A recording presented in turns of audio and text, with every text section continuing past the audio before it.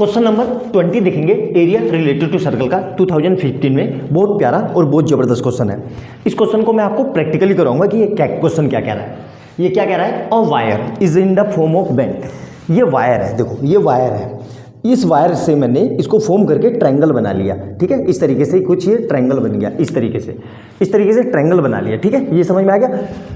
Equilateral, और triangle कैसा है, इक्विलेटरल ट्रायंगल, और उसका एरिया दे रखा है। If the wire is bent in the form of circle then find the area. अब इसी वायर से मैंने ये सर्कल बना लिया, तो मुझे इस सर्कल का एरिया बताना है। तो देखो सीधी सी बात है, ये सर्कल बन गई, तो सर्कल में का एरिया क्या होता है, पाई आर स्क्वायर।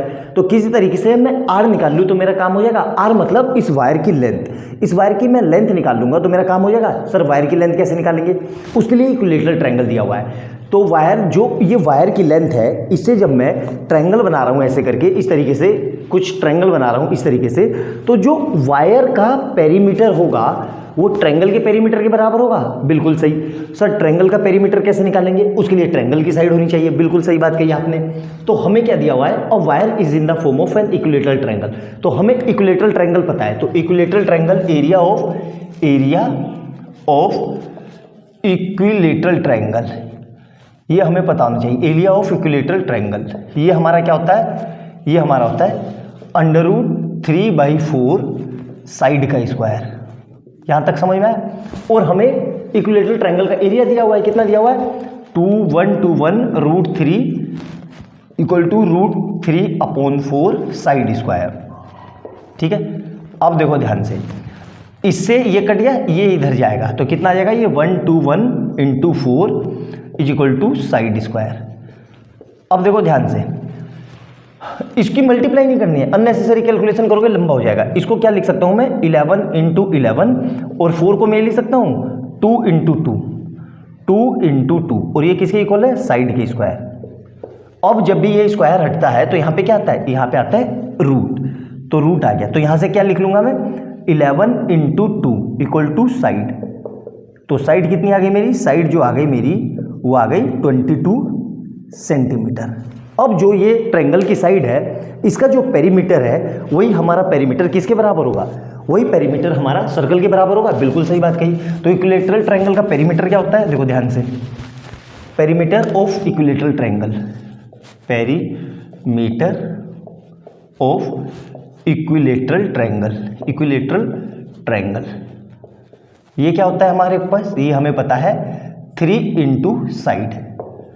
अगर आपको ये भी मुश्किल लग रहा है तो क्या होगा, a+a+a, और तीनों को मिला के 3 हो जाएगा। साइड को मैंने थोड़ी देर के लिए a मान लिया, तो यहाँ से कितना आ जाएगा, 3 × 22 मतलब 66 सेंटीमीटर। तो जो इक्विलेटरल ट्रायंगल का पेरीमीटर है वही सर्कल की पेरीमीटर के बराबर होगा। सिंपल, वो वायर के। यहाँ तक क्लियर है, अच्छे से समझ में आया। एक एक पॉइंट मेरे नोट डाउन कर लो, देखो सब कुछ दिख रहा है ना, देख लेता हूँ। यहाँ तक समझ में आ गया ना। अब देखो जो ये पेरीमीटर है, यही हमारा पेरीमीटर,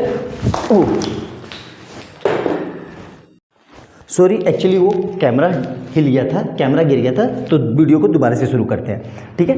तो यहाँ से क्या कह रहा है, यही जो पेरीमीटर है वही सर्कल के पेरीमीटर, वायर के पेरीमीटर के बराबर होगा। और वायर को मैंने क्या बनाया, वायर को हम मान सकते हैं सर्कल की शेप में। तो क्या लिख सकता हूँ मैं, पेरीमीटर ऑफ वायर = पेरीमीटर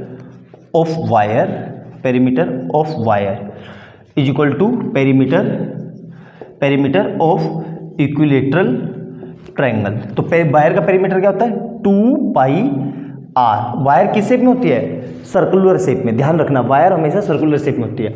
और इसका पेरीमीटर, इक्विलेटरल ट्रायंगल का पेरीमीटर कितना है, 66। तो इसको मैं लिख लेता हूँ 2 × 22/7 × r। तो देखो ध्यान से, ये किसके बराबर है, 66 के। तो ये पूरा इससे कट गया, कितनी बारी में, 3 टाइम में। अब देखो क्या आ रहा है, यहाँ से r कितना आ जाएगा मेरा, r = कितना आ जाएगा, 7 × 21/2 centimetre.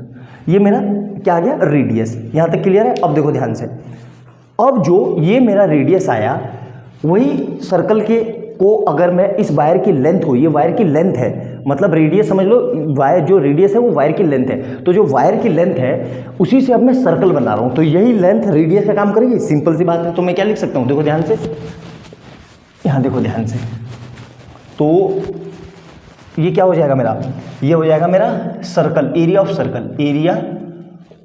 Circle, area of circle, और ये किसके बराबर होता है, पाई आर स्क्वायर के। तो पाई ऐसे ही रहा 22/7, आर मेरा कितना निकला 21/2, तो 21/2 का होल स्क्वायर।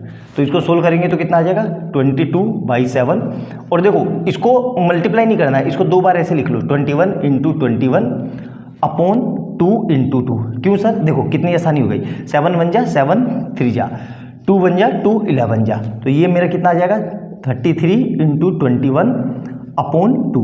तो इसको इससे अब डिवाइड कर देंगे तो कितना आ जाएगा 33 × 10.5, तो इसको मल्टीप्लाई कर लेते हैं। देखो 10.5 को 33 से, तो ये कितना आ जाएगा 315, काटा इधर भी 315, तो इसको कर लेंगे तो 5 और 6 और 4 और 3, तो कितना आ गया मेरा आंसर 346.5 सेंटीमीटर स्क्वायर। तो देख लिया आपने कैसे इस क्वेश्चन को मैंने कितनी आसानी से और कितने अच्छे तरीके से ये स्टेप बाय स्टेप सोल्व किया। बहुत ही प्यारा, बहुत दमदार क्वेश्चन है, एकदम मस्त वाला क्वेश्चन। तो अच्छे से समझना, बहुत अच्छा कंसेप्चुअल क्वेश्चन है। वीडियो अच्छी लगे तो लाइक एंड सब्सक्राइब कर देना और बेल आइकन दबा लेना कि जैसे मैं कोई नई वीडियो डालूं उसका नोटिफिकेशन आपको तुरंत मिल जाए। और जो लोग चैनल पर पहली बार आए हैं उनको ये बता देना चाहता हूँ कि इससे पहले अब तक मैं 19 क्वेश्चन करवा चुका हूँ। तो जो लोग पहली बार आया है वो प्लेलिस्ट पे जाना और सारी वीडियो को देखना, सारे previous year one of the best question है। अच्छी लगे तो लाइक, कमेंट और सब्सक्राइब कर लेना चैनल को। मिलते हैं अगली वीडियो में बहुत अच्छे क्वेश्चन के साथ। बाय बाय दोस्तों।